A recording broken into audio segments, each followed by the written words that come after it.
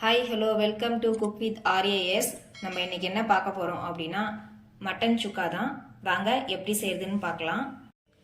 அரை கிலோ மட்டனை நல்லா க்ளீன் பண்ணி எடுத்துக்கோங்க.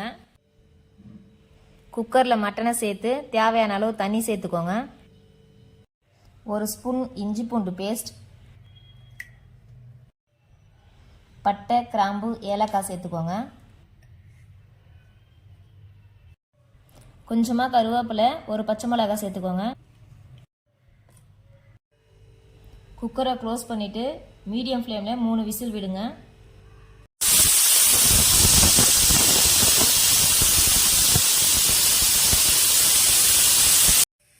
கடாயை சூடு பண்ணி 1.5 ஸ்பூன் மிளகு, 2 ஸ்பூன் மல்லி, 1/2 ஸ்பூன் சோம்பு, 1/2 ஸ்பூன் ஜீரகம், கிராம்பு 5, பட்டை ஒரு துண்டு, ஏலக்காய் 1, 3 வரமிளகாய், ஒரு கொத்து கருவேப்பிலை. இந்த மாதிரி வறுத்ததுக்கு அப்புறம் அரைச்சி பவுடர் பண்ணிக்கோங்க. கடாயை சூடு பண்ணி 3 டேபிள் ஸ்பூன் நல்லெண்ணெய் சேர்த்துக்கோங்க.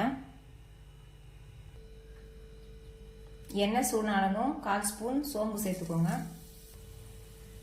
மீடியம் சைஸ் வெங்காயம் 3 இந்த மாதிரி சின்ன சின்னதாக நறுக்கி வச்சுக்கோங்க. ஒரு வரமிளகாவை சேர்த்துக்கோங்க.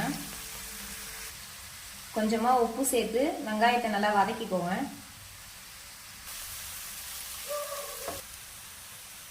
வெங்காயம் வதங்கினதும் ஒரு தக்காளி சேர்த்துக்கோங்க.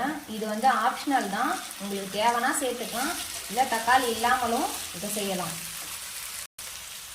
ஒரு கொத்து கருவேப்பிலையை சேர்த்துக்கோங்க.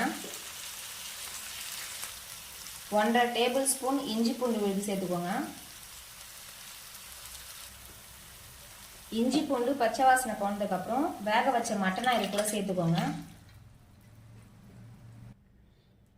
வறுத்து அரைச்ச மசாலா அது கூட சேர்த்துக்கோங்க. கூட கொஞ்சமாக உப்பு சேர்த்து 7லேருந்து ஒரு 5 நிமிஷம் மீடியம் ஃப்ளேமில் விட்டு கொதிக்க விட்டுருங்க. கொஞ்சமாக கொத்தமல்லி சேர்த்து ஸ்டவ்வை ஆஃப் பண்ணிடுங்க. இது தயிர் சாதம், ரசத்துக்கு, ஒயிட் ரைஸுக்கெலாம் நல்ல காம்பினேஷனாக இருக்கும்.